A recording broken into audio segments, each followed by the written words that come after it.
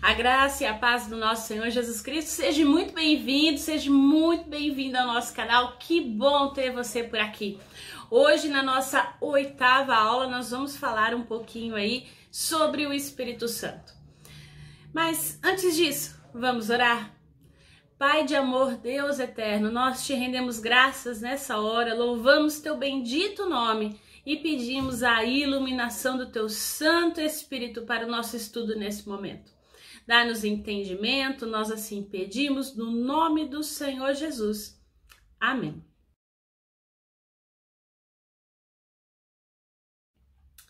Se nós examinarmos o índice da Confissão de Fé de Westminster e procurarmos um capítulo sobre o Espírito Santo, nós iremos ter uma surpresa. Não existe nenhum capítulo com esse título. Nesse nosso comentário sobre a confissão, nós vemos que então a confissão vai ter um capítulo sobre Deus, sobre a Santíssima Trindade, bem como um capítulo sobre Cristo, o mediador. Mas não tem assim um capítulo especialmente dedicado ao estudo do Espírito Santo. Não sei para você, mas parece um pouco estranha a sua missão, né?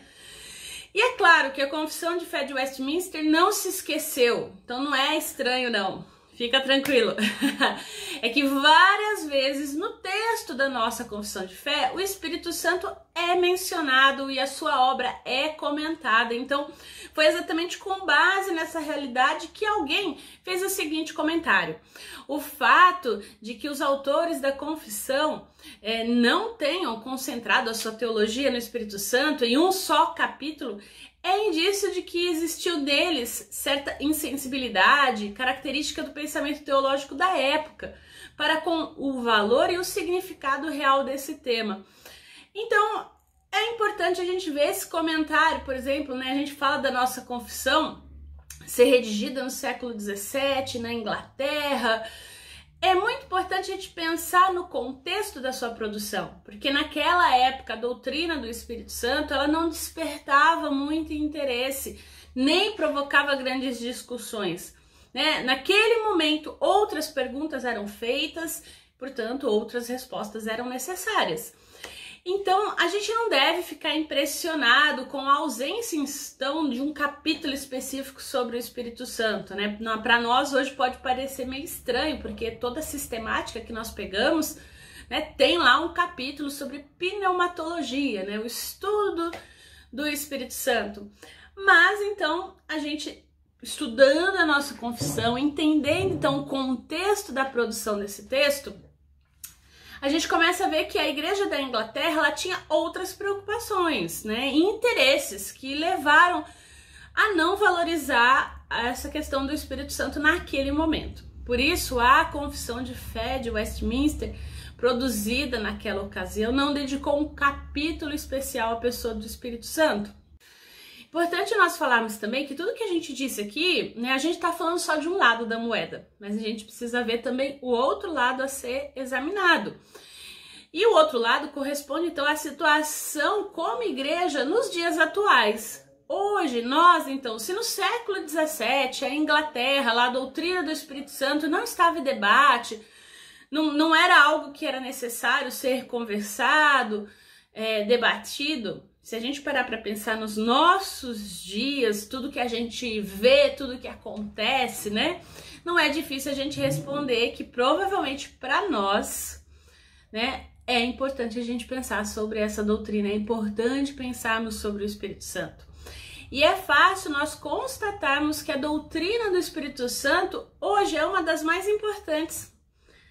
É interessante isso, porque se você for em qualquer livraria evangélica, acessar qualquer site aí da sua casa, né, você vai ver que existem prateleiras repletas sobre esse assunto, que é também um tema de vários artigos, de sites de teologia, de jornais evangélicos, né, e um tema que abrange muitas discussões. E as denominações também divergem quanto a essa doutrina. Já houveram várias rachas também por causa da doutrina do Espírito Santo no nosso meio. E até mesmo, né, pensando nesses rachas, nessas divisões, Justamente por quê? Por questões interpretativas, interpretações da pessoa e da obra do Espírito Santo. E aí estão os dois lados da moeda, né? No século XVII, a doutrina do Espírito Santo, que não estava sendo debatida, não era algo daquela época necessário, importante, e hoje, né, o tempo que nós vivemos, do século XXI, ela se tornou uma das mais importantes da igreja. E essa situação cria pra gente aí um problema, né? E a gente tem uma confissão, então, que não trata especificamente de um dos temas mais controvertidos da vida das nossas igrejas. E se você lembrar, uma breve recordação do que a gente já viu até aqui, nós falamos sobre a importância da confissão, sobre Deus e a criação, sobre o problema do mal, sobre Jesus, o Cristo, o mediador, e sobre a igreja, na nossa última aula. Então, nesse vídeo e no próximo vídeo, nós vamos nos dedicar, então, a essas questões mais práticas da vida da igreja. Então, hoje a gente vai falar um pouquinho sobre o Espírito Santo e a propagação do Evangelho, que diz respeito à propaganda e Evangelho. Assuntos que estão aí relacionados com o Espírito Santo, porque é Ele quem nos guia, é Ele quem nos dá força, direção, para a gente poder viver, testemunhar segundo a vontade de Deus.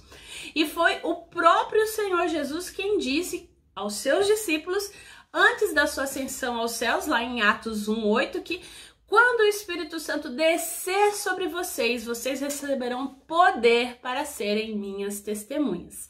Então, portanto, apesar de não existir, então, um capítulo na Confissão de Fé de Westminster, um capítulo específico aí, nós vamos nos dedicar um pouquinho ao estudo dessa doutrina, mesmo que por forma superficial, a gente não vai fazer aqui o estudo extensivo, exaustivo, né? Você tem aí várias literaturas muito boas para fazer isso. Na dúvida, procure em off, tanto eu quanto o reverendo Andresse, né, os pastores aqui da igreja, que a gente pode também indicar para vocês se você tem interesse de se aprofundar nesse estudo. Então, vamos lá, né? Então, o Espírito Santo é uma pessoa famosa, mas desconhecida. Primeira coisa, então, o Espírito Santo é uma pessoa. É a primeira coisa que nós devemos e podemos e devemos destacar aqui. E sobre isso, escreveu o reverendo Abival Pires da Silveira. Acompanhe comigo aí. Se o Espírito Santo é o próprio Deus, ele é alguém e não alguma coisa. Um erro muito comum é pensar no Espírito Santo como sendo algo neutro. Temos mesmo a tendência de pensar nele como sendo uma espécie de poder impessoal, como uma espécie de energia que, certo modo, atinge o ser humano. Assim, uma analogia muito usada é aquela comparada o Espírito Santo a uma eletricidade. Essa analogia é falsa, porque faz do Espírito Santo algo impessoal, despersonaliza o Espírito e despersonifica o próprio ser humano. O Espírito de Deus não é nenhuma espécie de corrente elétrica espiritual. E de fato aí nós temos um bom ponto de partida para a gente pensar então na doutrina do Espírito Santo. A igreja não o apresenta como se fosse simplesmente uma energia, uma força, né, em toda a história da igreja. Ao contrário, não só a igreja como a Bíblia, e aí vamos pegar aqui a palavra como ponto de apoio, a Bíblia não apresenta como se ele fosse simplesmente então uma energia. Ele é uma pessoa, ele é uma pessoa. E nós, na tradição, colocamos então aí, falamos sobre a Santíssima Trindade, não é o nosso assunto aqui, mas abrindo parênteses aí, a Santíssima Trindade, então também que é uma doutrina da igreja, você não vai achar a Trindade na sua Bíblia. Mas o fato é que isso é muito relevante para o nosso estudo. Ao pensarmos no Espírito Santo, nós temos que aprender e pensar nele como uma pessoa. Ou seja, nós nos relacionamos também com o Espírito Santo quando nós oramos a Deus. Então, é importante a gente lembrar que pessoas nós nos relacionamos. Então, tá aí para você não esquecer disso. Então, sendo uma pessoa, o Espírito Santo age como uma pessoa. E por isso, nós temos que nos perguntar, então, qual é a atuação do Espírito Santo? A Bíblia apresenta para nós um amplo relato da atuação do Espírito Santo. A sua obra não é somente relatada por Paulo, e ela não se encontra somente na primeira carta aos Coríntios. Não. Na verdade, desde Gênesis até Apocalipse, nós temos inúmeros textos que nos explicam qual é a atuação do Espírito Santo. A primeira atuação que nós podemos afirmar que o Espírito Santo é o Criador. O segundo versículo do livro de Gênesis diz que a terra era sem forma e vazia, havia trevas sobre a face do abismo e o Espírito Santo de Deus pairava por sobre as águas. E esse versículo aponta para nós para o fato de que o Espírito de Deus é o Criador e também o sustentador do universo. Isso quer dizer que as coisas materiais não podem ser consideradas como coisas más, que se opõem ao Espírito, né? Então, ao contrário, a matéria é criação do Espírito Santo. Segundo, nós podemos afirmar que o Espírito Santo falou através dos profetas. Os profetas nunca disseram a mensagem que traziam por eles mesmos, né? Isso é muito importante a gente lembrar. Eles pregavam em nome de Deus. Era o Espírito Santo quem falava por intermédio deles. Isso significa que era o Espírito Santo quem guiava o povo de Israel também através da pregação dos profetas. Então, a pregação dos profetas era o instrumento de Deus para orientar o povo. E aí nós podemos afirmar também a partir da Bíblia que o Espírito Santo convence o mundo do pecado, da justiça e do juízo. Nós precisamos ouvir mais do que Jesus ensinou sobre o Espírito Santo. Segundo o ensino de Jesus, a grande obra do Espírito Santo é fazer com que as pessoas se sintam pecadoras, se arrependam, tenham fé na pessoa de Cristo e sejam salvas. Então, a atuação do Espírito Santo também através da Bíblia, nós podemos afirmar que o Espírito Santo orienta a nossa vida. E nesse sentido, ele nos faz lembrar do ensino de Jesus e nos conduz para uma nova vida, cuja característica maior é o amor. Outra coisa que o Espírito Santo também faz, segundo as Escrituras, é fazer com que os cristãos vivam em união. No mundo marcado por rivalidade, por egoísmo, o Espírito Santo cria em nós uma nova vontade para que a gente possa viver uma vida comunitária diferente do que nós temos aí fora, na qual as pessoas se sentem como se estivessem em um só coração e uma só alma, família da fé. Então, a Bíblia apresenta muitos outros textos sobre o Espírito Santo. No entanto, os que a gente indicou aqui, quando a gente fez essa relaçãozinha aí para você, servem para nos oferecer uma visão geral a respeito do assunto. Então, a gente deve examinar cuidadosamente, comparando, né, com o que tem sido divulgado. Esses textos dizem o que a pessoa do Espírito Santo realiza. Só que o que se diz por aí a respeito do Espírito Santo está de acordo com esses textos. A nossa obrigação é examinar e conferir. A história da igreja registrada por volta do ano 156 nos diz que um indivíduo chamado Montano atuou na região da Frígia, na Ásia Menor, dando origem a um movimento chamado montanismo. E aí eu gostaria que você acompanhasse essa citação comigo. O montanismo representava exatamente a noção de dispensação especial do Espírito Santo, combinada com uma nova manifestação de entusiasmo profético primitivo e com a convicção de que o fim dos tempos estava próximo. Montano proclamou-se instrumento passivo mediante o qual falava o Espírito Santo. Nessa nova revelação, Montano declarou cumprida a promessa de Cristo e inaugurou a dispensação do Espírito Santo. A ele juntaram-se logo duas profetisas, Priscila e Maximila, proclamando-se porta-vozes do Espírito. Afirmavam então que estava próximo o fim do mundo. Nós devemos notar aí que isso aconteceu no ano 156. De lá para cá, muitos outros movimentos semelhantes aconteceram na história da igreja. E será que algo semelhante também não tem se tornado bem corriqueiro nos nossos dias? Pessoas que assumem para si serem as únicas portadoras do Espírito Santo, da verdade que Deus tem para nós. E aí, quando nós olhamos então para o mundo de hoje, sem dúvida alguma, nós temos aí um mundo de propaganda. E aí vamos pensar, a propaganda utiliza todos os meios de comunicação, rádio, telejornal, jornal, revista, redes sociais, enfim. E ninguém fica imune à propaganda. Eu e você, nós somos alvos dessa propaganda o tempo todo. E se a propaganda for bem feita e atingir grande número de pessoas, certamente ela vai conseguir mudar nossos hábitos e também as nossas ideias.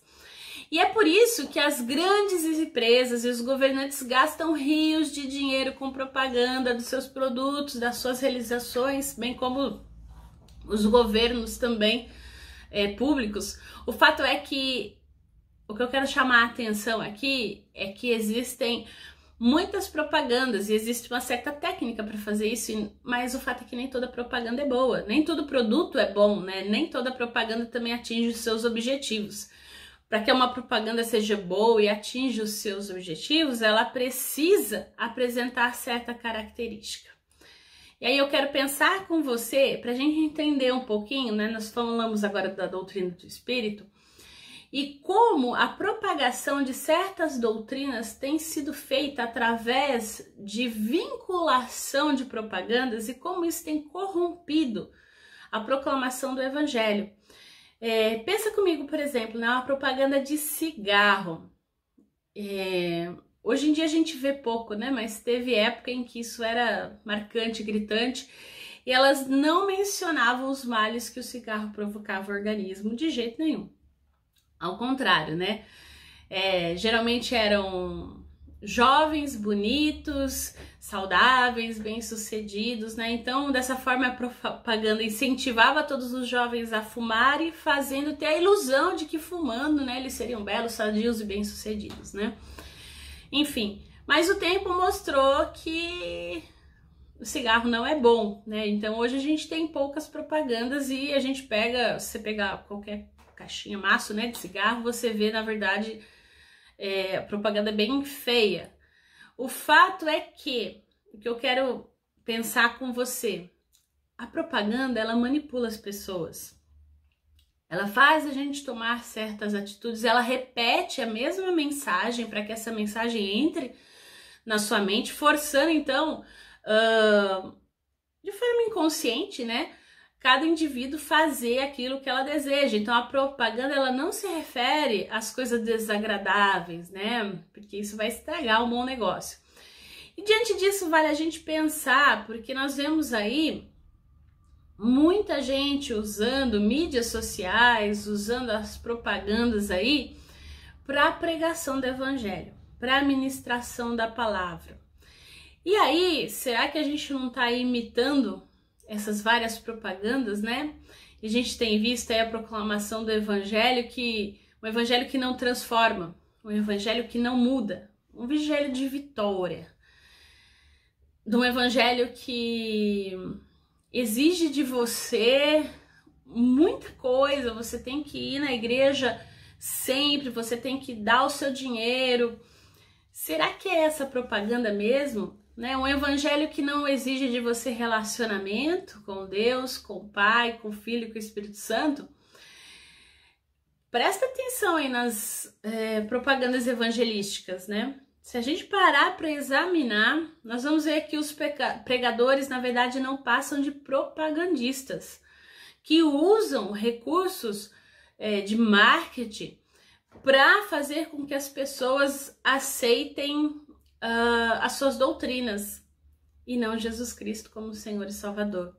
Nós temos visto aí muito marketing, muito mesmo, igrejas que pegam pesado, né, que investem mesmo para que as pessoas estejam lá, porque elas precisam estar lá. né, haja visto a pandemia, né, a obrigatoriedade dos templos estarem abertos.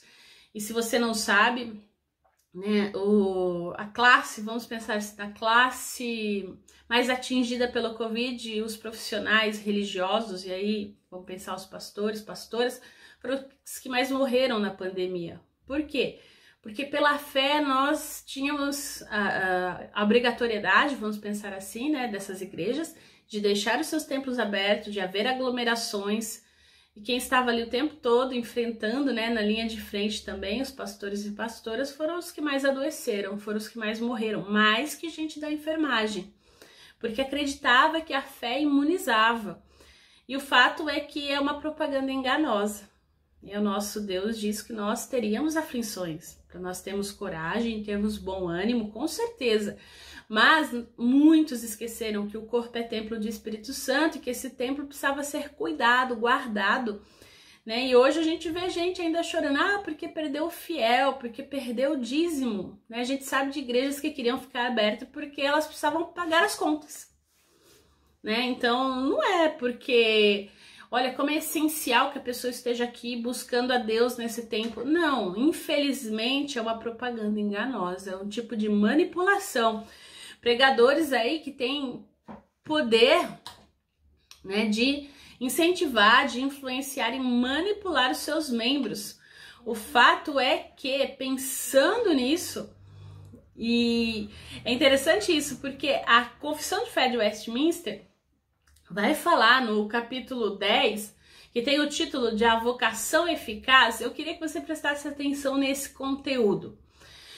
Todos aqueles que Deus predestinou para a vida, e só esses, é ele servido no tempo por ele determinado e aceito, chamar eficazmente pela sua palavra e pelo seu espírito, tirando-os por Jesus Cristo daquele estado de pecado e morte em que estão por natureza e transpondo-os para a graça e salvação.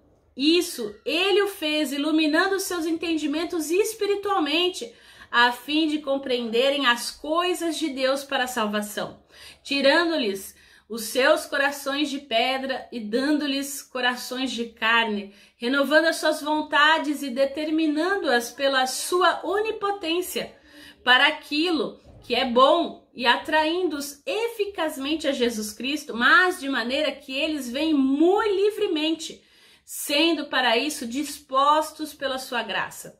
Essa vocação eficaz é só da livre e especial graça de Deus e não provém de qualquer coisa prevista no homem. Na vocação, o homem é inteiramente passivo, até que, vivificado e renovado pelo Espírito Santo, fica habitado a corresponder a ela e a receber a graça nela oferecida e comunicada. Nesses dois parágrafos, nós observamos que, primeiro, a confissão de fé, como a gente já estudou, depende da doutrina da predestinação. Então, ela valoriza aqui a soberania de Deus. Segundo, a confissão de fé ensina que é Deus quem chama os pecadores, que são como pessoas mortas, para que recebam o evangelho e que significa a ressurreição e a vida.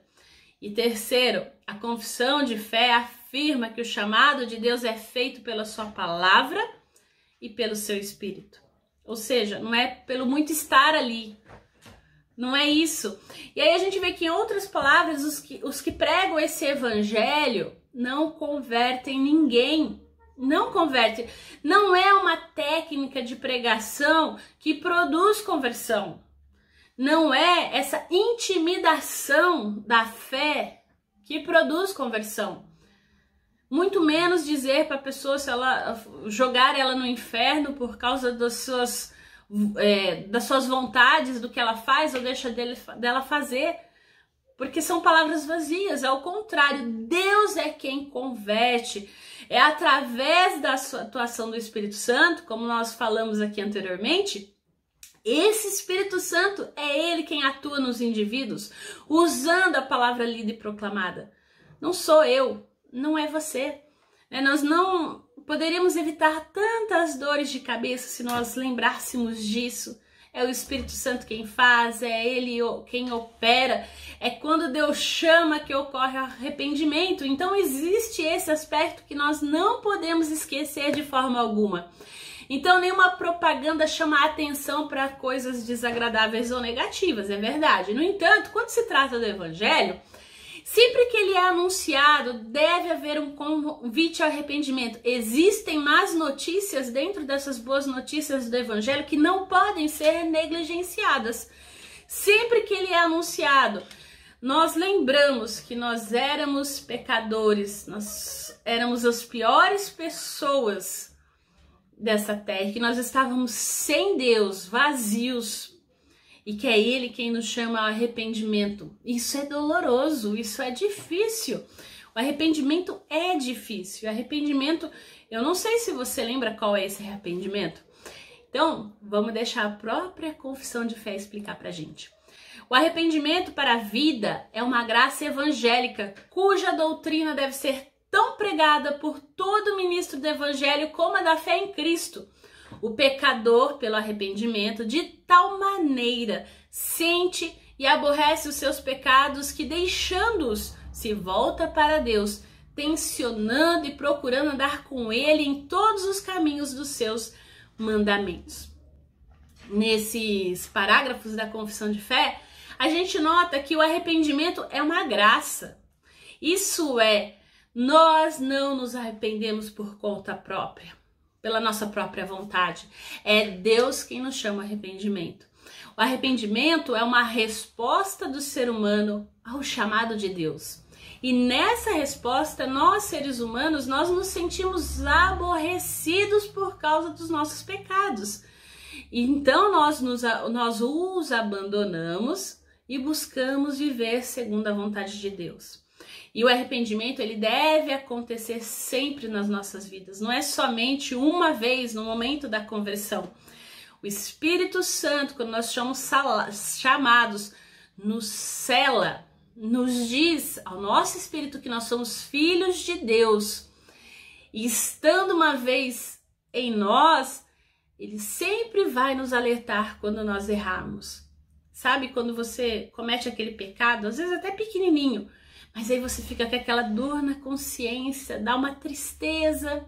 É o Espírito Santo. É o Espírito Santo agindo em você para que você se arrependa. A chamada tristeza do arrependimento.